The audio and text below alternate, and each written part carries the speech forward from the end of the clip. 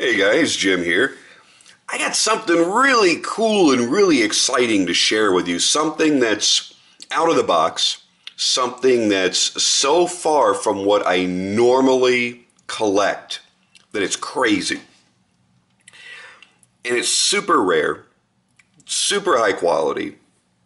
But when you first look at it, you think, man, that is one strange looking knife.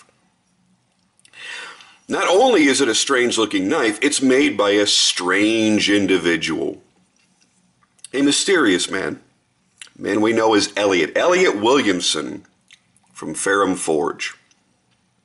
Now, if you're not subscribed to Elliot's YouTube, you need to be. Go over to Ferrum Forge's YouTube page and check out the awesome shit that he does. Not only does he make some of the most entertaining videos on YouTube, at least in the knife community. I mean, as entertaining as watching a cat lick his balls in the moonlight, but also very educational, much like watching a cat lick his balls in the moonlight. You get a chance to learn a lot, you get to laugh a little bit, and see some really cool way out shit. And this is an example of that. The main reason that I bought this knife was this was Elliot's personal knife. This is his personal prototype. There is his signature there.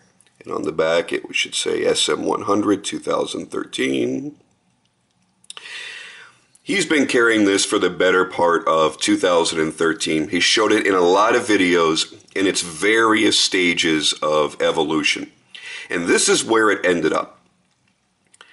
And I got a text out of the blue one day. Elliot says, he sends me the picture of it. He goes, did you ever have any interest in this? I'm like, duh, yeah, you know I did. He's like, well, I'm pocketing a new prototype now, and I figured since you like this one and you've always wanted to have SM100, that you might want to buy it. And I was like, oh shit, yeah. And I didn't even hesitate. I had to have this. Now, I'll be honest with you, when I first saw it, I went, holy shit, that's ugly. And that may be the reaction that all of you are giving. Holy shit, that's ugly. But here's the cool thing. The more you look at it, the more beauty comes out of it. And the unfortunate thing for you guys is you don't get to experience what I get to experience, which is holding it and flipping it. It is insane. And that sound, which is completely unique to this knife, it's even louder than my R.J. Martin Q36. It flips about as snappily. Snappily? Yeah, snappily. And is insanely sharp with a zero grind SM100 blade. Talk about SM100 in a minute. So some of the things that have changed over time, the shape of the blade, he made a really cool sheep's foot here that still comes down to a point. He discussed in a video about a month or so ago about the shape that it used to have, how I wish that it could be more stabby. Which is, it's funny that he chose that particular word, because when I was over at Jeff's place at Tough Thumbs a couple months ago, we were playing with a Reese Whelan slash. And I said the only reason I don't like it is because it had a completely blocked off tip. I said I want to be able to stab things. It's not stabby enough. So it just kind of shows that Elliot and I, for whatever reason, sometimes think along the same lines. Now, he's far beyond me intellectually. If you really listen to him expound on certain theories, not even theories, because the guy don't even think he believes in theories. It's all about fact and what he's researched. I think he spent probably half of his life reading something, anything he can get his hands on. And so every now and then I think we think alike when it doesn't come to any degree of intelligence. And this thing is just about perfect for me. It's eye-grabbing. It's an insanely fast flipper. It's completely hand-built. Now, you got to realize if you get a custom from Ferrum Forge, and you can go in almost any price range because he'll do anything. He can literally, you can give him a kindergarten quality hand sketch of something, and he can turn that into a knife, which very few makers are offering that kind of service these days. True customs. But when you buy a true custom from Elliot, they can get expensive. You get into SM100, which is insanely expensive. You're going to spend a lot of money. So I feel I got a really fair deal on this. And for me, it was all about owning something that Elliot put so much pride into making. And when I talked to him after I received the knife, he goes, this knife actually represents more of me, meaning him, than any other knife I've ever made, period. He goes, there's more of me in this knife than any other knife I've ever made. And that's why I love it. So like I said, when I first saw it, I'm like, I don't know. I know it's going to be a great knife because Elliot built it, but I don't know if it's my style, the colors, and this and that. But I got to tell you, I have fallen madly in love with it within hours of first receiving it. Now, some of the things that you'll notice are all of the hand details done throughout. It kind of has like this reptilian pattern going through it. And again, I'll be perfectly honest with you. This is going to be a love it or hate it kind of video, love it or hate it kind of knife. But you've got to respect the hours and hours and hours of work that went into creating this knife, whether you like it or not. The carvings that have been done in this titanium, really slick, really cool. And the way he's colored it, the way he's anodized it, I don't know if it's really playing on camera like it does in real life, like when you go out in the sunlight. Whenever I move this knife back and forth, there's almost a cascade of colors going from blues to purples and magentas that flow through it, almost like flowing water. I've never seen that before in any knife at any price range, at least in my own personal hands. It is so wickedly cool. And then you get to the blade, and a lot of people have asked, is that gold-plated or what is that? That is actually the color that SM100 turned when it was heat-treated. He's obviously done a lot of carving in there to create a very unique topography to this material. He polished this front swedge here going down the sheep's foot. You'll notice there's a nice little cutout there in the blade. It's a very uniquely shaped blade. Interesting way of jimping. It's more of a decoration, but it actually serves as jimping. It feels nice. There's some jimping on the inside only of the tie frame, which is great. You don't feel it until you jam your thumb in there to get a purchase, and hey, look, it works. So that's the color that the SM100 turned during heat treat naturally. Then he ground this to a zero grind, and this is the first time anybody's seeing this particular part of the knife the way that it is, because right before he shipped it to me, he did two things. He tuned up the tension on the lock bar because I don't have the Herculean hands that he does. And then he did a hand rub satin on the primary bevel. Actually, the only bevel. It's a zero grind, sorry. So this is the final incarnation. This is how it's going to remain. It is stupidly sharp. I mean, I've just never seen anything quite like this. And the reason I wanted SM100 is because it's really, really exotic and it holds an edge phenomenally well. For those that don't know, SM100 is not steel. It's 60% nickel, 40% titanium. And the magic is in the heat treat. So when you've got a good quality SM100 blade from a good maker, and there's really only a handful of makers that have ever even worked with it. Elliot probably has worked with SM100 more than anybody else. This thing will hold an edge easily 10 times longer than any of the best super steels. You know, I love my 3V blade on my Hoback. which also began as a zero grind, and then Jake wanted to go just a tad sharper, and then he put a little back bevel on it, but this was also initially a zero grind. Let me give you some size comparisons while I have it out here. You know, I love my 3V. It's fantastic. It's going to hold an edge for a super long time. This is going to outlive it. Now, I'm not going to get all fancy and technical on SM100 because I'll be perfectly honest with you. Most of it flies over my head. When you start researching SM100, you will spend hours reading and reading and reading, and you're still only going to scratch the surface. I called Elliot the other night, and we spoke for about 2 hours, 2.5 hours on the phone, and a lot of it was talking about SM100, and I learned about that much. I mean, it's such a crazy concept. And you can't just go out and buy SM100. This is when they make, you know, the plates of SM100. They're made for big government contracts because it's so ungodly expensive. You know, a knife maker isn't going to go, oh yeah, make me a bar of SM100. I mean, you're going to be spending a tremendous amount of money. They can't invest like that.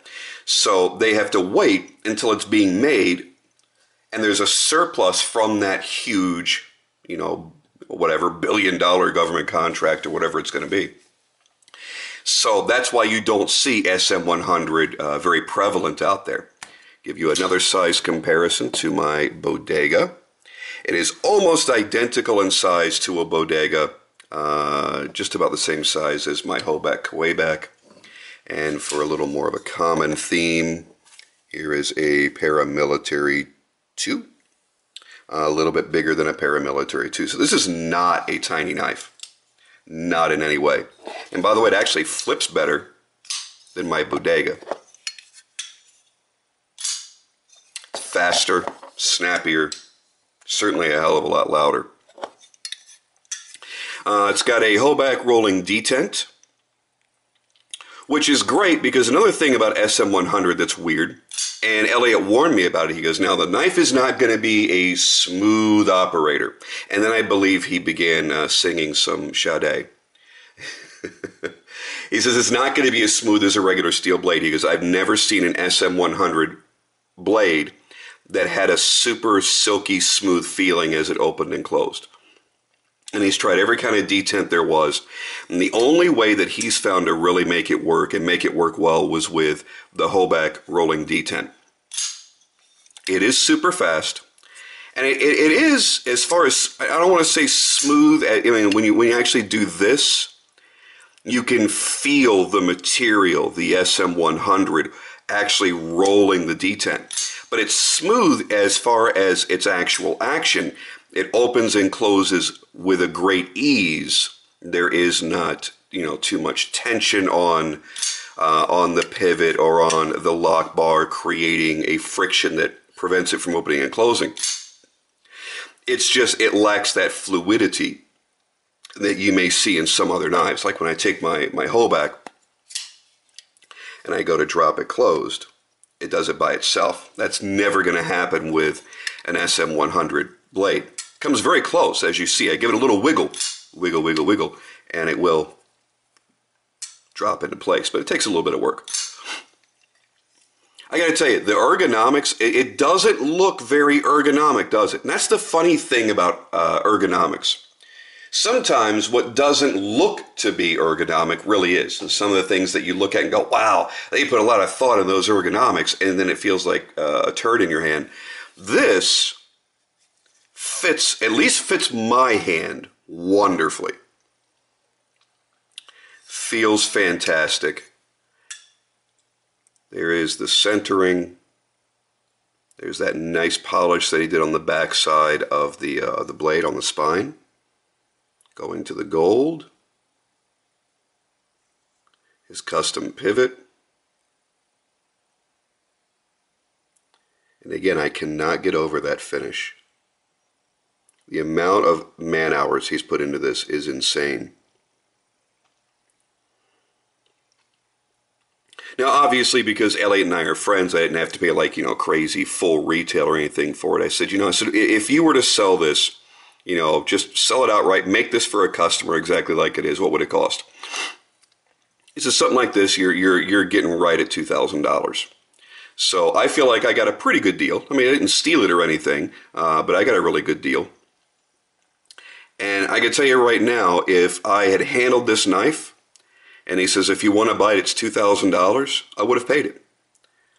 This is all handcrafted.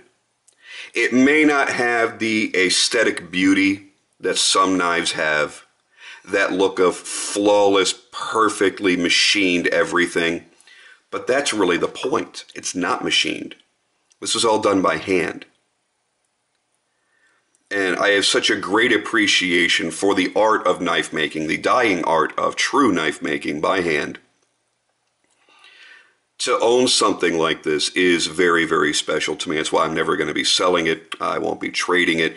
This is something that will live on in my collection. Even if I ever stop collecting knives and I got rid of everything I owned, I think I would still have to keep this as a reminder of the beauty of what can actually be achieved when one sets their mind to something. God, look at that thing. Just crazy. Even the work done around the flipper tab. Everything about this knife is unique. It's a wonderfully unique piece of art. A piece of art that'll cut the shit out of you. That's going to be great for everyday tasks. And that's why it's going to be in my pocket a hell of a lot. And I asked Elliot, I said, listen, you've been carrying this thing for the better part of the year. You've been running around with it in the shop. You know, what's the real performance of SM100? Because it has been greatly debated. And he says, you know what? He goes, this has been my every single day carry knife. I cut boxes, I cut straps, I cut down plastic jugs or whatever else. He goes, I use it in the shop he goes, I cut something every single day with this thing. He goes, I barely ever had to touch up the edge. He's like, maybe once every couple of months, a light touch up. And that's not a full sharpening, guys. That's just, you know, burp, that's it. So for somebody like me, I may be stropping this thing once every 6 months. It may need to get sharpened once every 3 or 4 years, which is a far cry from any other steel that I've got.